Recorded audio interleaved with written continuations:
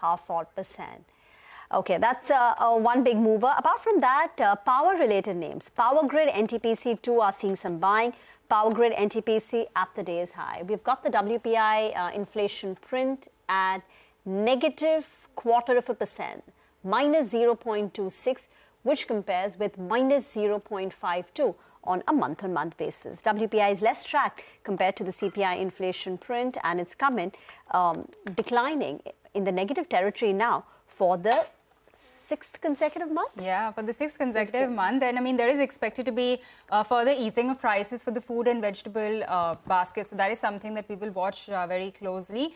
This is for the month of September. It's come in at minus 0.26%. Like Rima was pointing out, it is negative, and for the sixth straight month. So primary articles inflation that has come in at 3.7%.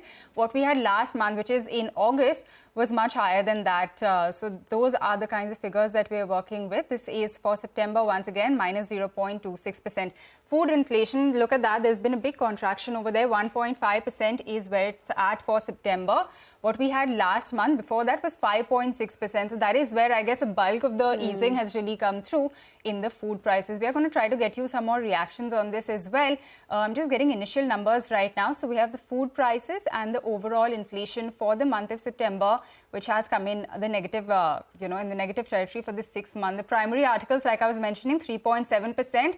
And what we had in August was around 6.7%. So there's been a contraction on both of those numbers that I'm looking at right now. We will, of course, continue to get some more numbers on this front as well. Fuel and power inflation has come in at 3.35% versus what we had in August, which was 6.03%.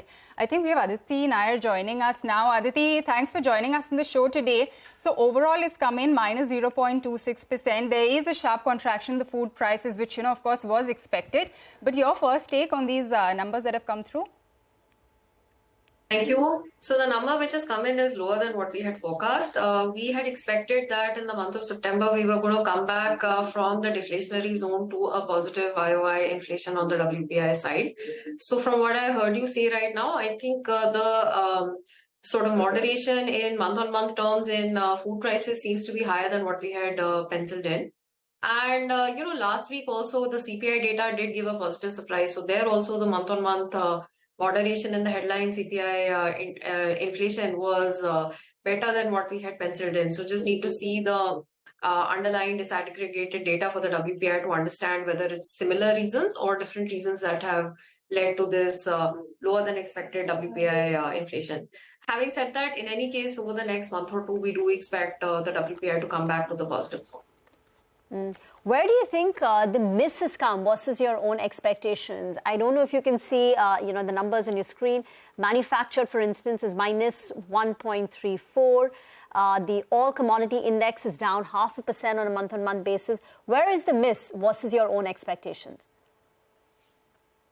I think primary has come down sharper than what we had penciled in. Core seems to be broadly in line with what we had put in. And in terms of fuel and power, we just need to check whether the LPG change has led to an, moderation the way it did for the CPI.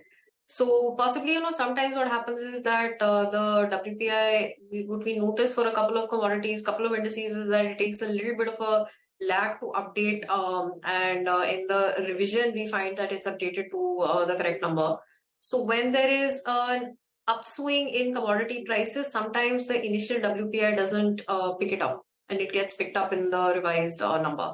So that may be part of the miss, but yeah, it's mostly coming from the non-core side, which is lower than what we had penciled in. I think fuel has gone up on a month-on-month basis, the fuel inflation. So do you think then it's reflecting the cut that we're seeing in the LPG price, or not yet? It's likely to come through in the revised number? No, that might be part of it. I think that might be part of the September numbers already. And secondly, it would be the food, which has come down faster than expected. All right, got that. Aditi, we're going to wind down on that note. Thank you very much for joining us and taking us through the initial numbers that have come through from the WPI data. With that, it is a wrap on this edition of Trading Hour. Thank you very much for tuning in from the entire team. We'll be back with Halftime Report.